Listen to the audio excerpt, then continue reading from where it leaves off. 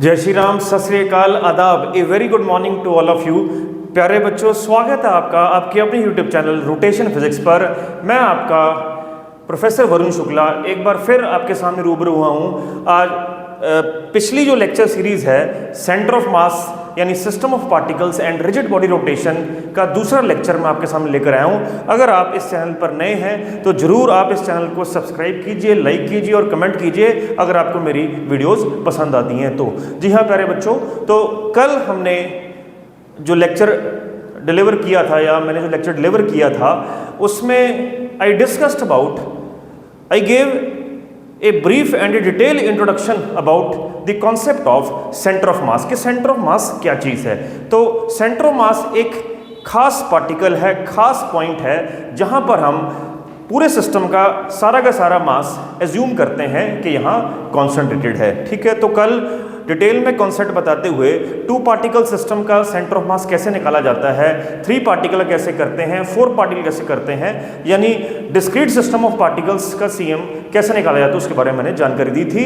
With some numericals I discussed and even the NCERT examples and NCERT questions मैंने discuss किए थे। तो आज दूसरे लेक्चर में हम स्पेसिफिकली फोकस करेंगे नीट यानी कंपटीशन में जेडब्ल्यू मेन और एडवांस पर भी थोड़ा टच लेकर जाएंगे। धीरे धीरे हम एडवांस लेवल पर भी पहुंच जाएंगे। ठीक है, तो आज का जो लेक्चर है वो टोटली न्यूमेरिकल बेस्ड लेक्चर है, बड़ा इंपॉर्टेंट चैप्टर है। तो ध्यान से मेरी वीडियो एंड तक देखिएगा क्योंकि बढ़िया क्वेश्चंस एंड तक मैंने रखे हैं। तो जाहिर सी बात है आपका पैसा वसूल होने वाला है, आपका ये कॉन्सेप्ट चुटकियों में आपके दिमाग में घुसने वाला है। ये मेरी गारंटी है, प्रोफेसर वरुण शुक्ला की आपको ये गारंटी है। कंडीशन ये है कि आप मेरा लेक्चर एंड तक देखें और ज़्यादा से ज़्यादा ये चैनल सब्सक्राइब करवाइए, शेयर कीजिए, कमेंट कीजिए, लाइक कीजिए। जी हाँ प्यारे बच्चों, चलिए आज का पहला न्यूमेरिकल डिस्कस करने से पहले मैं एक कॉन्सेप्ट बताना चाहूँगा। मैंने कहा कि ये एक खास पॉइंट है और कल मैंने एक एग्जांपल ली थी कि एक स्पिनिंग बॉल की एग्जांपल ली थी जिसमें मैंने ये कहा था कि एक स्पिनिंग बॉल के सरफेस पे जितने भी पॉइंट्स होते हैं उनका जो पाथ है बड़ा कॉम्प्लिकेटेड है। तो कुछ बच्चे सोच रहे होंगे कि यार कॉम्प्लिकेटेड शब्द तो हमने आज तक सुना था कि relationship, I am in A complicated relationship, तो डिफाइंड नहीं है। ठीक है, हाँ कि ना, कभी हाँ कभी ना। ठीक है, तो आज मैं वो भी कॉन्सेप्ट आपके दिमाग से बिल्कुल जो है आपके दिमाग में घुसा दूंगा कि जब मैं कहता हूं कि ये कॉम्प्लिकेटेड पाथ जो है वो क्या है। तो मैं एग्जांपल लेता हूं। लेट अस सपोज कि मैं पूरा दिन काम करके अचानक से मैं घर पहुंचा और काफ़ी देर रात को मैं पहुंचा तो मेरी बीवी अचानक गुस्से में एकदम अपने हथियार रेडी करके खड़ी हुई थी। राइट, तो हथियार से आप सब समझते ही हैं कि बेलन ऑफ कोर्स। तो उसने ये मन में बना लिया था कि जैसे ही वरुण शुक्ला जी आएंगे उनका सिर फोड़ दूंगी। ठीक, कैसे?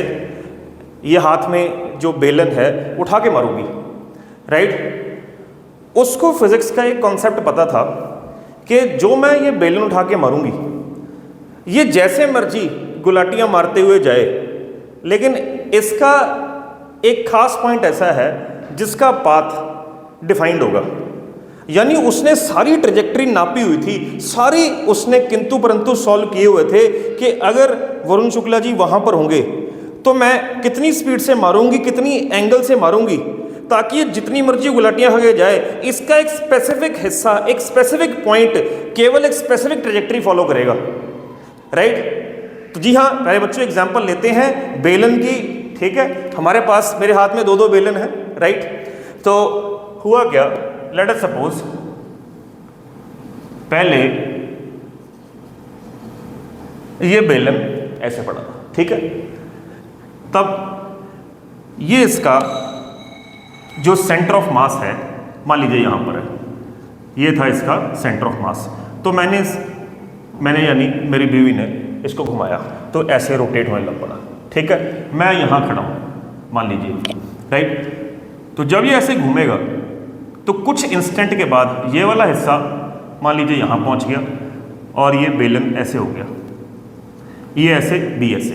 राइट, फिर कुछ अगले ही इंस्टेंट पर ये यहाँ पर पहुँच गया और ये यहाँ पर पहुँच गया, ठीक है। फिर अगले ही इंस्टेंट पर ये यहाँ पहुँच गया, ये यहाँ पहुँच गया, ठीक है। फिर ये यहाँ पहुँच गया, ये यहाँ पहुँच गया।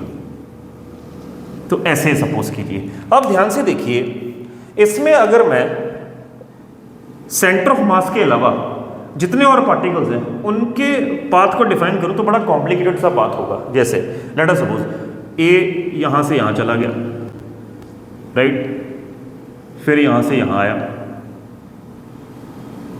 फिर यहां से यहां आया, फिर यहां से यहां आया। तो ये तो ए का पाथ था, बड़ा अजीब सा कॉम्प्लिकेटेड पाथ है। ऐसे बी का पाथ जो था, ये यहां से यहां आया, फिर यहां गया, फिर यहां आया, ठीक है, और यहाँ से घूमकर ये यहाँ आया। तो ध्यान से देखिए कि इस रॉड पर, जो बेलन बोल रहा हूँ मैं, ठीक है, इस रॉड पर ए और बी पार्टिकल्स का बड़ा कॉम्प्लिकेटेड पाथ है। ये मैंने कल बात की थी। लेकिन एक जो इसका खास पॉइंट है, उसका सेंटर ऑफ मास का है, उसका पाथ डिफाइन करते हैं।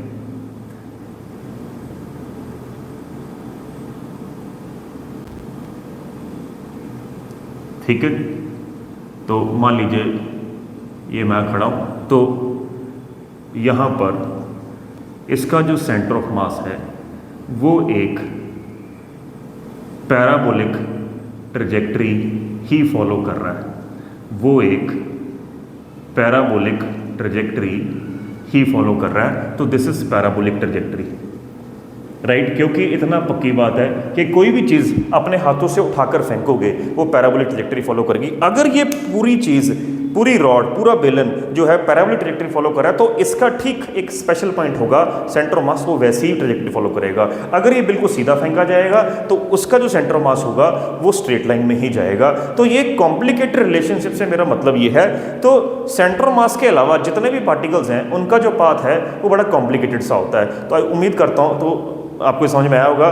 तो मेरी बीवी भी, उसके कलेजे में ठंड पड़ गई होगी कि जी हाँ, कि जो इस बेलन का सेंटर ऑफ मास है वो मेरे बिल्कुल सीने में खंजर की तरह खूब है, राइट। तो उम्मीद करता हूँ कि आपको ये कॉन्सेप्ट कॉम्प्लिकेटेड रिलेशनशिप का समझ में आया होगा। तो आज का पहला न्यूमेरिकल मैं लेता हूँ, 1 मिनट।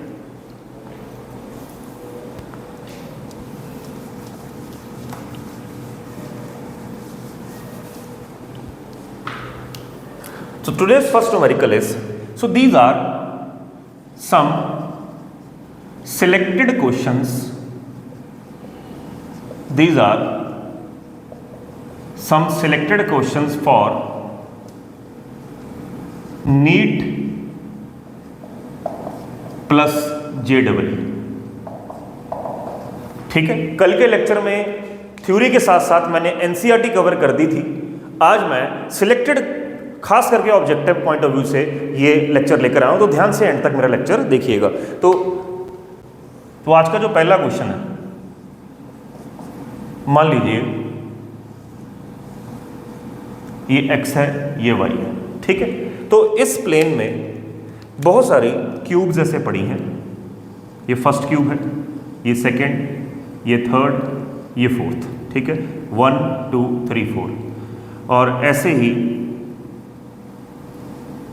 ये 5वीं, ये 6वीं, ये 7वीं, ये 5वीं, 6वीं, 7वीं, और ये 8वीं क्यूब, ठीक है। So there are 8 cubes, so there are 8 cubes placed. तो क्यूब ऑब्वियसली 3D फिगर है, तो मैंने प्लेन में बनानी है, तो क्यूब का फ्रंट व्यू स्क्वायर ही होगा, तो एक तरह से स्क्वायर ही है ये, ठीक है।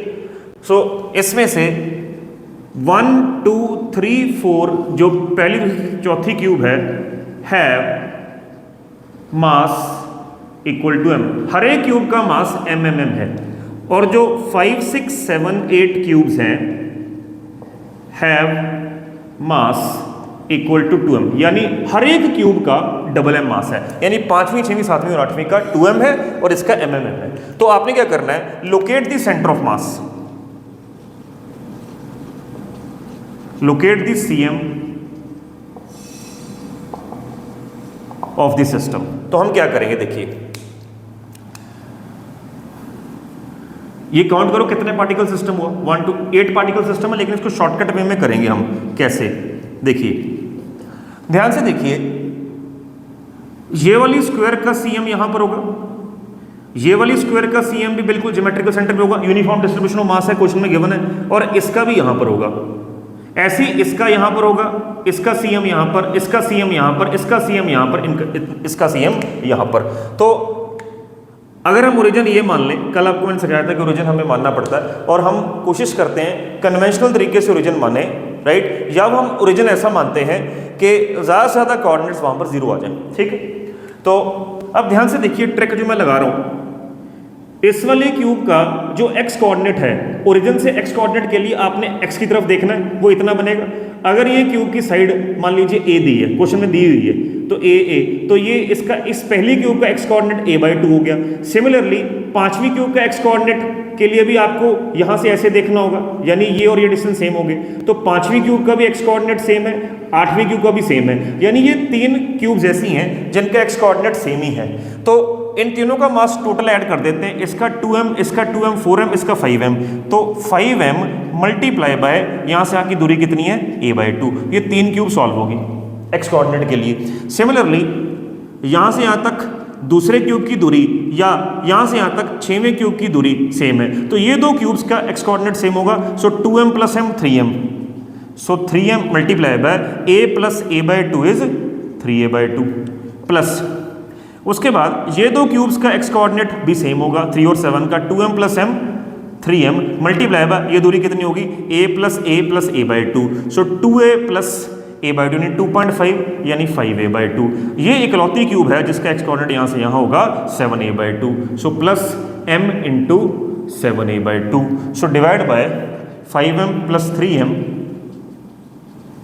+ 3m + m।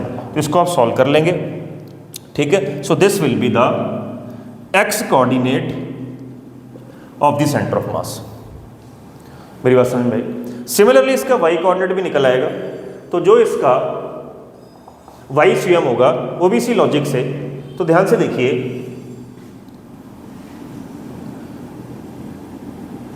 ये वाली ये वाली ये वाली, यानी ये वाली चार क्यूब्स का ये डिस्टेंस, ये वाला, ये वाई कोऑर्डिनेट के लिए ऊपर देखना आपने, ये यहाँ से परपेंडिकुलर, ये सभी का सेम होगा वाई कोऑर्डिनेट, तो 1 2 3 4, तो 4 क्यूब्स का वाई कोऑर्डिनेट सेम है, यानी 4m मल्टीप्लाई बाय ये दूरी a/2 प्लस, ऐसे ही ये वाली हाइट, ये वाली हाइट, ये वाली हाइट सेम है, तो इन तीनों क्यूब्स का वाई कोऑर्डिनेट सेम है, कितना a + a/2 3a/2, so 2m + 2m + 2m 6m × 3a/2।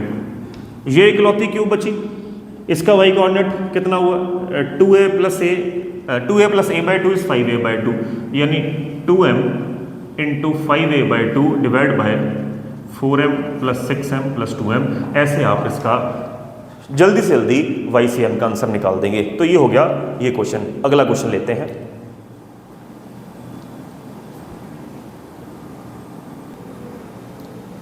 जी हाँ प्यारे बच्चों, अगला जो सवाल है ये एक ई शेप्ड मेटालिक प्लेट है, ई शेप्ड प्लेट है। इस पूरे सिस्टम का हमने सेंटर ऑफ मास निकालना है, ठीक है। तो हमें कुछ ऐसे, ये 3a लेंथ है, ये a लेंथ है, ये a है, ये a है, ये a गिवन है, ये 5a है, तो YCM तो इसका बड़े आराम से आ सकता है, ठीक। तो इसका जो Y सेंटर ऑफ मास आएगा, राइट, तो कितना होगा सिमेट्री के हिसाब से 5a/2। तो जो इसका XCOM होगा वो कैसे निकालेंगे, यानी 5a का हाफ कर दिया आपने, सिमेट्रिकल फिगर थी, इक्वल डिस्ट्रीब्यूशन ऑफ मास है, ठीक है, उसका हाफ। तो अब यहाँ पर देखिए 5 फिगर्स हैं, ये m1, ये m2, m3, m4, m5। अब ये प्लेट का एरिया भी है, ठीक है। तो याद रखना ऐसे करेंगे, since this plate has a certain area, और वो एरिया आपका यूनिफॉर्म है, तो देयरफॉर हम कह सकते हैं इसका जो मास है वो प्रोपोर्शनल टू एरिया है। ये फंडा इस्तेमाल करना है, ठीक है, mass is proportional to area. तो अब क्या करना है, ये वाली जो फिगर है, राइट। इसका एरिया कितना हो गया, रेक्टेंगल बन गया, length into breadth 3a into A square m1। तो मैं X coordinate of centre of mass side by side इसका निकालता जाता हूँ। तो जो X coordinate of centre of mass बनेगा that will be m1 x1। m1 कितना, m1 मास या एरिया, बात एक है क्योंकि मास एरिया के प्रोपोर्शनल है, तो मास का एरिया सब्स्टिट्यूट कर दोगे आप, 3a इंटू ए इसका एरिया यानी मास हो गया m1 x1। तो यहाँ से ओरिजिन से इसका ठीक मिड पॉइंट कहाँ पर होगा, 3a/2 की दूरी पे होगा क्योंकि सिमेट्रिकल फिगर है, तो ये पोर्शन खत्म हो गया, plus m2 x2। m2 means ये, तो इसका एरिया कितना होगा, a इंटू ए सिमेट्री के हिसाब से, सो a into A square multiply bye इस फिगर का जो ओरिजिन से x कोऑर्डिनेट होगा, ये a है तो a/2 की दूरी पे होगा, a/2 plus m3 x3। Similarly symmetry के हिसाब से ये a 2a into A 2a square, so 2a square इसका एरिया यानी मास हो गया, मल्टीप्लाई बाय 2a का हाफ यानी मिड पॉइंट क्या होता है a, plus m4 x4 again ये बन जाएगा a square into a/2 plus m5 x5 again ये इसके बराबर ही होगा, यानी ये बन जाएगा 3a square multiply by 3a/2 divide by सभी मासे यानी एरियाज को प्लस कर दो, 3a square plus a square plus 2a square plus a square plus 3a square. तो you can calculate this will be the x coordinate of the centre of mass. तो आपने x ऐसे निकाल दिया। Important बात यहाँ पर ये है, कोई भी टू डायमेंशनल फिगर है जिसका एरिया की बात करते हैं, तो अगर उसमें मास यूनिफॉर्मली डिस्ट्रीब्यूटेड है तो आप मास प्रोपोर्शनल टू एरिया ले सकते हो। तो इसलिए इस सवाल में मैंने जो m1 x1 m2 x2 यानी 5 बार ये फॉर्मूला लगाया, क्योंकि it was a 5 particle system, this plus this plus this plus this plus this. तो m1 की जगह मैंने एरिया ही लिया है क्योंकि मैंने पहले डिफाइन कर दिया कि mass is proportional to area. तो ऐसे इसका एक्स कोऑर्डिनेट आ जाएगा, वाई आपको मैंने पहले बता ही दिया था। अगला सवाल लेते हैं।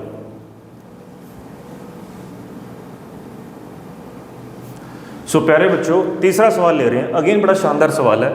अगेन हमें एक वो फिगर टी शेप्ड फिगर दी है जिसका एरिया है। अगेन टू डायमेंशनल बॉडी, इसमें मास यूनिफॉर्मली डिस्ट्रीब्यूटेड है, तो आप मास प्रोपोर्शनल टू फिर से एरिया ले सकते हैं। तो क्या किया, यहाँ पर एक ऐसी फिगर बन रही है रेक्टेंगुलर सी, एक ऐसी फिगर बन रही है, यानी ये मान लीजिए यहाँ से यहाँ तक ये एक मास हो गया m1, ये एक मास हो गया m2। तो इसको पार्टिकल में पहले कन्वर्ट करना है। तो क्या फंडा था, पहले ये जो ऊपर रेक्टेंगल सा नजर आ रहा है आपको, तो इसका जो CM है ज्योमेट्रिकल इसके सेंटर पे होगा, मान लीजिए यहाँ पर, तो ये आपका m2 यहाँ पर पड़ा है, यानी इस पूरे सिस्टम का मास इस पॉइंट पे पड़ा है। तो वैसे ही इसका CM यहाँ पर होगा ज्योमेट्रिकल सेंटर पे, यानी अब हमारे लिए फिगर ये ऐसे बन गई, it becomes a 2 particle system m1 and m2।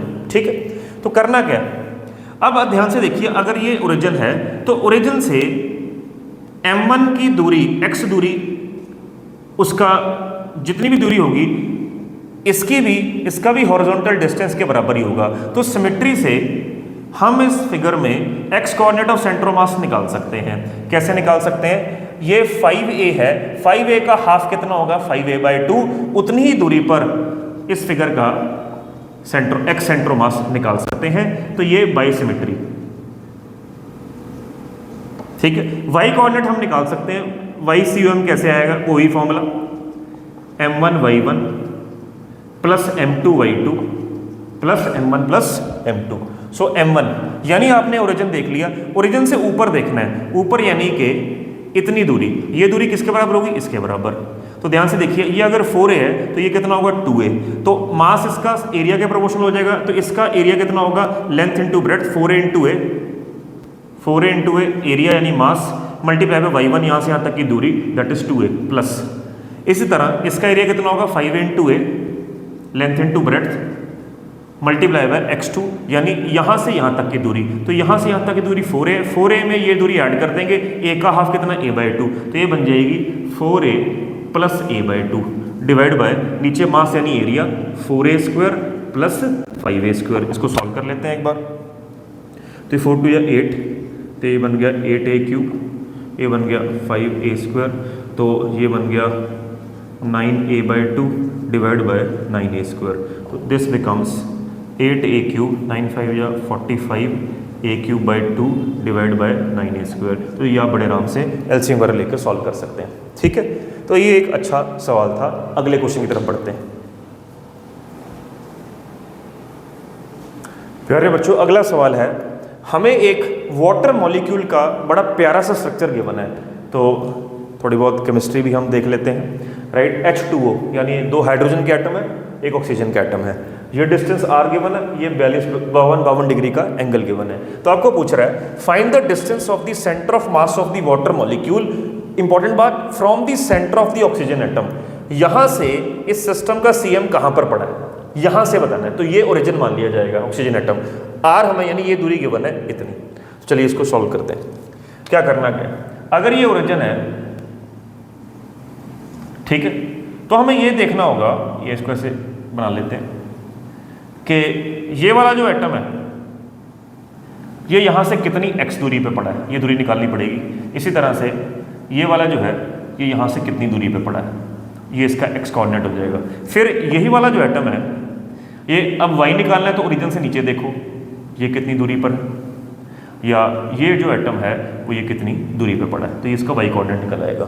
तो करना क्या है, x की वैल्यू कितनी आएगी, अगर आप देखिए तो इसका कॉम्पोनेंट बना लीजिए, ये बन जाएगा -r sin 52, माइनस क्यों, क्योंकि ओरिजिन के लेफ्ट की तरफ है, और इसमें x की वैल्यू आ जाएगी +r cos r sin 52, ये प्लस आ जाए। तो मैं ये 3 पार्टिकल सिस्टम हो गया।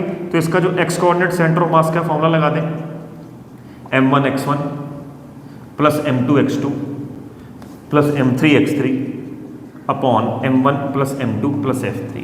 तो अगर ये ओरिजिन है तो ये मेरे लिए अगर पहला पार्टिकल है तो इसका x कोऑर्डिनेट 0 ही हो जाएगा, तो ये टर्म 0 होगी, 0 प्लस m2 यानी ये वाला, इसका मास हाइड्रोजन का 1 ग्राम होता है, तो 1 मल्टीप्लाई बाय ये दूरी कितनी है -r sin 52 प्लस इसका भी 1 मल्टीप्लाई बाय ये हो गया +r sin 52 divide by 1 + 1, oxygen atom का भार 16 ग्राम। तो देखिए ये नेगेटिव इससे कैंसिल ही हो गया, तो इसके एक्स कोऑर्डिनेट होगा ही नहीं, ठीक है। इसी तरह से इसके सेंटर ऑफ मास का जो y कोऑर्डिनेट है उसका formula m1y1 plus m2y2 plus m3y3 upon m1 plus m2 plus m3। तो अगेन इसका y कोऑर्डिनेट फिर से 0 है, तो 0 प्लस, अब ये नीचे कितनी दूरी पे होगा, ये कॉस का कंपोनेंट r cos 52, ये भी नेगेटिव साइड पे, ये भी नेगेटिव साइड पे, दोनों के नेगेटिव आ जाएंगे, तो बन जाएगा 1 multiply by -r cos 52 plus 1 multiply by -r cos 52 upon 1 + 1 + 1 16। तो ये हमारे पास हो जाएगा, कितना हो गया, -2r cos 52 upon 16 17 18। Minus sign direction में इंडिकेट करता है कि ओरिजिन के नीचे सेंटर ऑफ मास, कोई बात नहीं, माइनस लग रहे हैं, उड़ाना उड़ा दो। आर की वैल्यू कितनी है ये, सो दिस बिकम्स 0.96 × 10 की पावर cos 52 यानी cos 53। तो मैंने कई बार वैल्यूज बताई हैं, यहाँ पे याद रख लीजिए। sin 37 is 3/5, cos 37 is 4/5, sin 53 is 4/5, cos 53 is 3/5। तो हमें 52 मीन्स cos 53 ले लेंगे, 3/5 उसकी वैल्यू डाल देंगे, 3/5 डिवाइड बाय 18। तो बड़े आराम से इसको सॉल्व कर सकते हैं आप। तो लेट अस सी, ये इंटू 100 कर दिया, 3 से ये गया, 2 से ये गया, ठीक है, 32 आ गया, तो ये बन गया 32/5 × 10 की power -12। So this become 6.4 multiply by 10 की power -12 metre. This is the answer, ठीक है जी। तो एक बड़ा अच्छा सवाल है, जरूर देखिए। मैं अगला सवाल उठाता हूँ।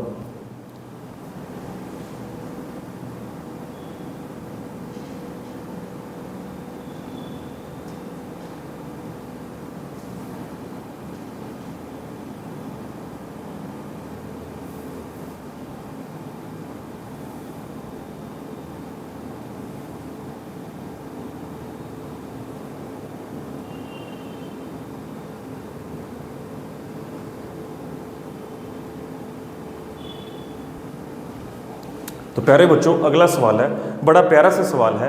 देखिए क्या है, हमें क्वेश्चन में दिया है कि 7 homogeneous bricks 1 2 3 4 5 6 7 equal mass distribution है, हर एक का मास m है, हर एक की लेंथ l है, इस तरह से अरेंज्ड है। तो ये वाली ब्रिक के with respect to second brick को l/10 की दूरी पर आगे खिसकाया है, फिर इसको इसके विद रिस्पेक्ट टू l/10 आगे किया है, इसको ऐसे फिर उल्टा कर दिया, इसको इसके विद रिस्पेक्ट टू l/10 पीछे कर दिया, इसको l/10 पीछे कर दिया, ये वापस वहां पर आ गई। तो ध्यान से देखिए, अगर मैं इसको नंबर करूं, फर्स्ट और 7th ब्रिक सेम पोजीशन पर है, सेकेंड, थर्ड, फोर्थ, 5, 6, सेकेंड और सिक्स्थ ब्रिक सेम पोजीशन पे, फर्स्ट और सेवंथ सेम पोजीशन पर है, ठीक है। इसी तरह से थर्ड और फिफ्थ सेम पोजीशन पे, फोर्थ इंडिविजुअल है।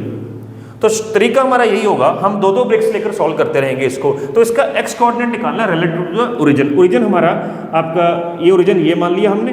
तो अब देखते हैं फर्स्ट और 7 का मास कितना हुआ 2m। तो x/c(m) क्या हुआ m1 x1 यानी 2m इंटू पहली और 7वीं ब्रिक का सेंटर मास के ज्योमेट्रिकल सेंटर पे होगा, तो इनकी दूरी यहाँ से कितनी होगी L/2। तो ये बन गया 2m इंटू L/2 यानी फर्स्ट और 7th ब्रिक मैंने सॉल्व कर ली, ठीक है। अब मैं सेकेंड और 6th ब्रिक को सॉल्व करता हूँ। देखिए अब कह रहे L/10 आगे खिसका दिया है, तो ओरिजिन से उसका सेंटर मास कितनी आगे चला गया। देखिए इसका ज्योमेट्रिकल सेंटर तो L/2 है, लेकिन उस L/2 में ओरिजिन के विद रिस्पेक्ट टू हमें ये डिस्टेंस भी ऐड करना पड़ेगा जो कि L/10 है। तो सेकेंड और 6th के लिए यानी फिर से 2m, ओरिजिन से कितनी दूरी पे चला गया centre of mass L/10 plus L/2। Similarly third और 5th के लिए बताइए, आप खुद दिमाग लगाइए, 2m इंटू अब और L/10 आ गया, ऐड हो गया, सो L/10 plus L/10 2L/10 plus L/2 फिर प्लस ये तो सेकंड और फिफ्थ। फोर्थ ब्रिक के लिए अकेली एक ब्रिक है, तो ये 3 बार L/10 हो गया, L/10 plus L/10 plus L/10, तो कितना हो गया 3L/10 प्लस ओरिजिनल जो L/2 था डिवाइड बाय सभी मास को ऐड कर दो, 2m plus 2m plus 2m plus m, this is the answer. बस अब आपको एलसीएम लेना है, ठीक है। तो सॉल्व कर लीजिए इसको बड़े आराम से। अगला सवाल,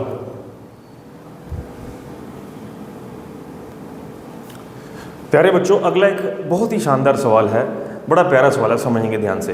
तो उसने कहा है एक सर्कुलर प्लेट है, एक स्क्वायर प्लेट है, दोनों में इक्वल डिस्ट्रीब्यूशन ऑफ मास है, दोनों की डेंसिटी वगैरह सेम है, डेंसिटी थिकनेस सब कुछ सेम है।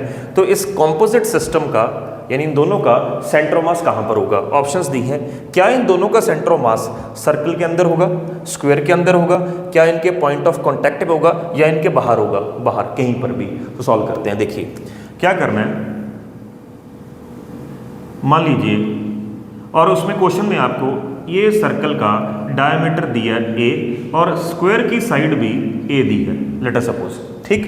तो अगर आप इसको ओरिजिन मानते हो कि ये मेरा ओरिजिन है, राइट, तो ये एक 2 डायमेंशनल बॉडीज हैं, फिर जिनका एरिया है, तो जब एरिया हो तो मास किसके प्रोपोर्शनल होता है, एरिया के। तो जहां पर आपने m1 x1 plus m2 x2 लिखना है, यानी m1 की जगह आप एरिया डाल सकते हो, m2 की जगह उसका एरिया डाल सकते हो, ठीक है। तो 2 पार्टिकल सिस्टम बन गया, ठीक है। इन सच ए वे इस बॉडी का सेंटर ऑफ मास यहाँ पे पड़ा है, इसका सेंटर ऑफ मास कहीं यहाँ पर पड़ा है, तो 2 पार्टिकल सिस्टम ये बन गया है, ठीक।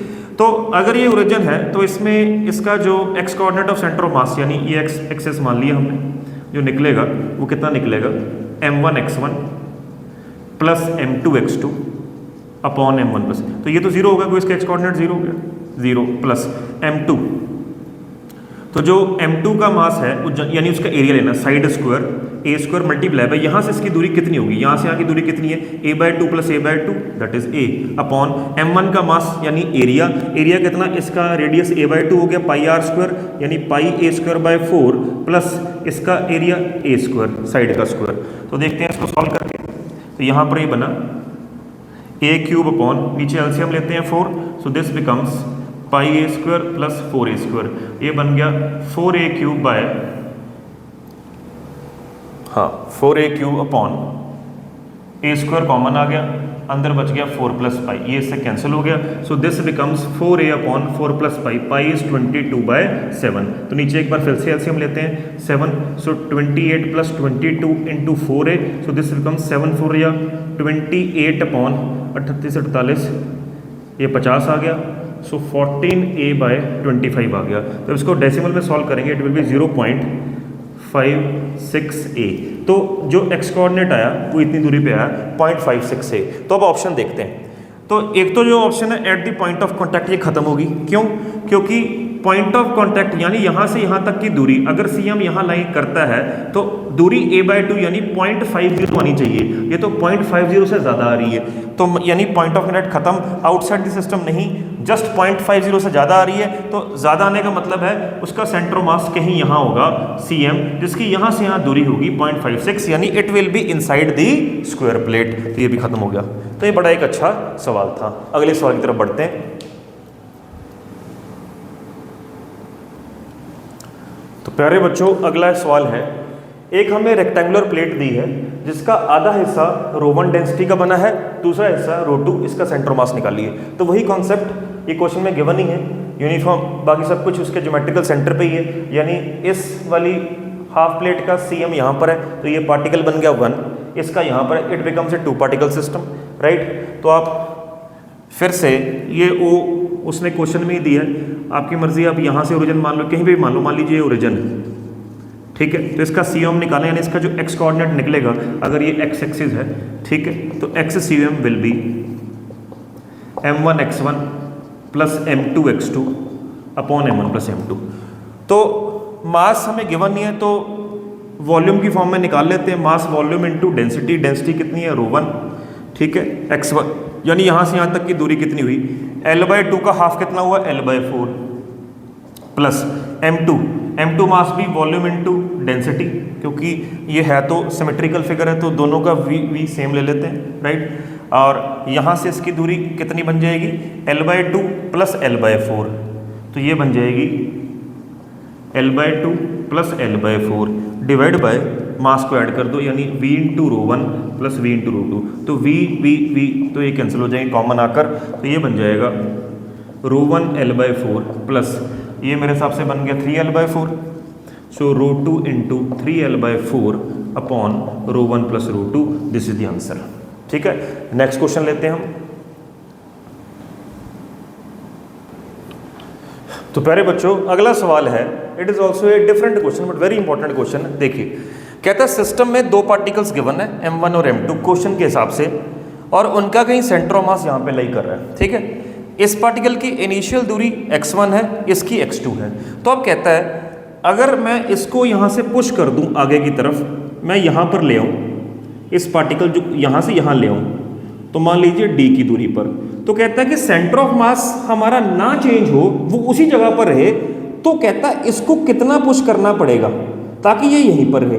तो मान लीजिए इसको पुश किया हमने x की वैल्यू निकालनी है, इसको कितना, यानी इसको क्वेश्चन में गिवन है कि d डिस्टेंस पुश किया, तो अब सेंटर ऑफ मास हमारा ना चेंज हो तो इसको कितना पुश करना पड़ेगा, यानी you have to find the value of x। तो इनिशियल कंडीशंस के हिसाब से क्या करेंगे, तो देखिए क्या है, इनिशियली क्या हो रहा है, आपको पता है कि अगर हम यहीं पर ओरिजिन मान लें, तो शॉर्टकट आपको कल क्या बताया था, तो मोमेंट निकालनी होती, तो इसकी मोमेंट इसके अबाउट कितनी हो जाएगी, m1 x1, वो बराबर होती है इसकी मोमेंट इसके अबाउट।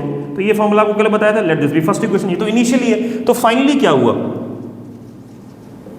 फाइनली हुआ, अब ये यहां आ गया, तो अब इस पार्टिकल की ये इसके अबाउट मोमेंट के लिए इतना डिस्टेंस होगा, कितना हो जाएगा, x1 माइनस डी। तो अब जो मोमेंट बनी वो बनी m1 into x1 minus D बराबर इसकी m2 into x2 minus x।